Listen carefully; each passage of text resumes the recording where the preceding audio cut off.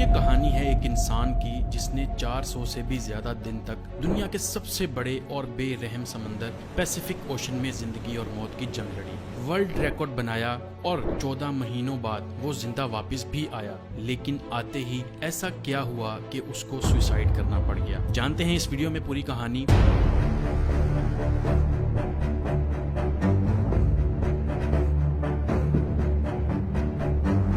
Pacific ocean का नाम सुनते ही लोगों को पसीने आ जाते हैं। देखें, पूरी दुनिया में 71% पानी है जो डिवाइडेड है 4 ओशंस में, जिनके नाम हैं Atlantic, Pacific, Indian and Arctic. सबसे बड़ा ओशन पैसिफिक है। ये इतना बड़ा है कि जमीन का खुश्क हिस्सा जो 165 मिलियन स्क्वायर किलोमीटर बनता है, ये अकेला ओशन 148 मिलियन स्क्वायर किलोमीटर को निगल सकता है। इस ओशन पर कुछ ही आइलैंड्स हैं जो बहुत ही छोटे हैं और कुछ तो ऐसे आइलैंड्स हैं जिन पर आज तक कोई इंसान जा भी नहीं सका। अब अगर गलती से भी कोई इंसान पैसिफिक ओशन में गुम हो जाए तो उसको ढूंढना तकरीबन नामुमकिन है। पैसिफिक ओशन में 14 महीनों तक जिंदा रहने वाले इंसान का नाम था होजे सल्वाडोर अल्वारेंगा। इस इंसान के पास 7 फुट की छोटी सी बोट थी जिस पर सीधा लेटा भी नहीं जा सकता था सही से, और ये बंदा 1 साल से भी ज्यादा इस बोट पर जिंदा भी रहा, समंदर की बेरहमी का भी मुकाबला किया और वर्ल्ड रिकॉर्ड भी बनाया जो आज तक कोई और इंसान तोड़ भी नहीं सका। होजे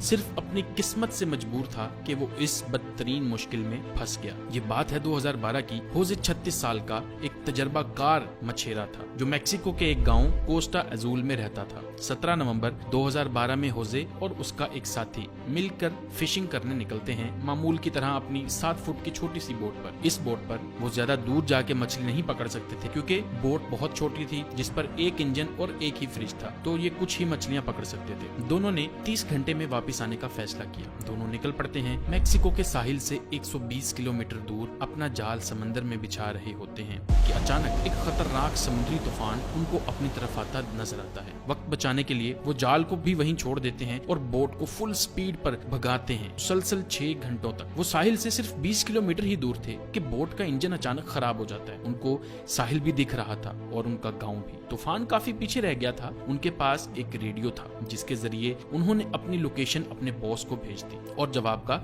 इंतजार करने लगे। किस्मत इतनी खराब निकली कि रेडियो की बैटरी भी डेड हो गई। एक तरफ वो साहिल को देख रहे थे, दूसरी तरफ अपनी तरफ आते तूफान को जो इतनी शिद्दत से आ रहा था मानो इनको जिंदा ही निकल जाएगा। तूफान के साथ हवाओं की शिद्दत इतनी तेज थी कि उनकी बोट साहिल से दूर होने लगी। कुछ ही देर में साहिल भी मंजर से हट गया और तेज लहरें इनको दूसरी तरफ खींचने लगी। इनके बॉस तक जब वो मैसेज पहुंचा तो बहुत देर हो चुकी थी। चनाचे उसने एक सर्च पार्टी भेजी इनको ढूंढने के लिए, लेकिन हर गुजरते लम्हे होजे की बोट दूर से दूर होती गई। तूफान की शिद्दत की वजह से ये लोग ना तो कुछ देख पा रहे थे और ना कुछ समझ पा रहे थे कि अब वो किस जगह पर हैं और साहिल किस तरफ है। हैरानी की बात यह है कि सिर्फ 5 ही दिन में इनकी बोट साहिल से 450 किलोमीटर दूर पहुंच चुकी थी। छोटी बोट होने की वजह से इनको ढूंढ पाना और भी मुश्किल हो रहा था। ना इनके पास कोई फ्लेयर गन थी, ना इनके पास कोई ऐसी चीज थी आग लगाने के लिए ताकि ये धुएं से किसी को सिग्नल देके बुला सके। दोनों एक दूसरे को देखकर मन ही मन में सोचने लगे कि शायद अब बचना मुश्किल है। 2 दिन पहले ही खाना भी खत्म हो चुका था। मछली पकड़ने के लिए भी उनके पास अब कोई साजो सामान नहीं था क्योंकि जाल वो पहले ही छोड़ के आ चुके थे। दोनों का भूख से बुरा हाल था कि अचानक एक परिंदा उनकी बोट पर आकर बैठ जाता है। ये दोनों एक दूसरे की तरफ देखते हैं और एकदम से उस परिंदे पर हमला कर देते हैं, लेकिन उसको पकड़ नहीं पाते। दोनों को पता था कि हो सकता है परिंदा फिर आए। कुछ ही देर में एक और परिंदा आता है। इस बार दोनों बहुत तरीके से उसको पकड़ने का प्लान करते हैं और आखिरकार वो कामयाब हो जाते हैं। और इस तरह दोनों अपनी भूख मिटाने के लिए बोट पर आने वाले परिंदों से अपना गुजारा करते हैं। समंदर का खारा पानी पीने से इंसान की मौत हो सकती है। इस वजह से उन्होंने बारिश के पानी को प्लास्टिक की बोतल्स में स्टोर करना शुरू कर दिया जिसको पीकर वो जिंदा रहते थे। लेकिन जब बारिश न पड़ती तब वो प्यास बुझाने के लिए मछलियों और टर्टल्स का खून पीते थे, लेकिन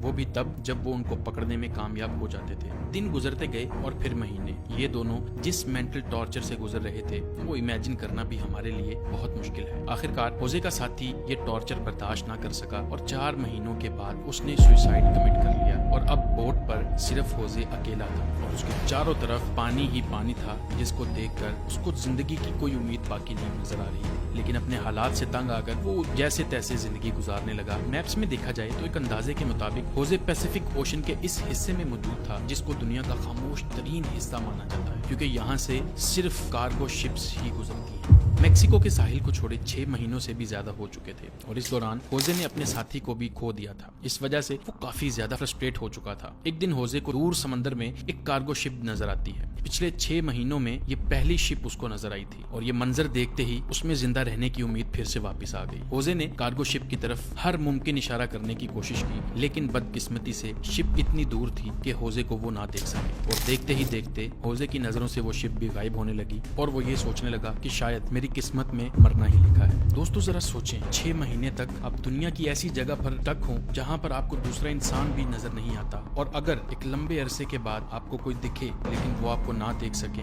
और गुजर जाए तो आपको कैसा लगेगा। 11 महीनों के बाद होजे अपनी इस छोटी सी बोट पर 8000 किलोमीटर ट्रेवल कर चुका था। उसके कपड़े भी फट चुके थे और उसके पास खुद को सनलाइट से बचाने के लिए सिर्फ एक अंडरवेस्ट ही बची। आखिरकार वो घड़ी आ गई जब किस्मत होजे पर मेहरबान हुई। 30 जनवरी 2014 को, यानी पूरे 14 महीने के बाद, होजे ने आसपास पानी में नारियल तैरते हुए देखे तो वो समझ गया कि ये इस चीज की निशानी है कि पास में कोई आइलैंड है जहाँ से नारियल गिरकर तैरते हुए उसको नजर आ रहे हैं। और थोड़ी ही देर बाद उसको हकीकत में एक आइलैंड नजर आता है, लेकिन उसको डर था कि ये आइलैंड भी कहीं उससे मिस ना हो जाए। इस वजह से वो पानी में खुद गया और स्विम करके आइलैंड पर पहुंच गया। पिछले 14 महीनों में होजे ने पहली बार किसी जमीन पर कदम रखा था और जब वो आइलैंड पर पहुंचा तो वो एक मंजर देखकर ज़ारो कतार रोने लगा। उसको एक छोटा बीच हाउस दिखाई दिया जिसमें वहाँ के लोकल्स मौजूद थे और पिछले 438 दिन में होजे का पहली बार किसी इंसान के साथ कांटेक्ट था। ये आइलैंड मार्शल आइलैंड्स का एक रिमोट आइलैंड था जिसको इबोन अटोनी कहा जाता है और ये आइलैंड होजे के स्टार्टिंग पॉइंट से 11,000 किलोमीटर दूर था। होजे की किस्मत अच्छी थी कि वो आइलैंड के करीब पहुंच गया खुद से, वरना होजे से अगर ये आइलैंड मिस हो जाता तो अगला स्टॉप उसका फिलीपींस में होता, जो इस आइलैंड से भी 5,000 किलोमीटर दूर था। होजे को वहाँ से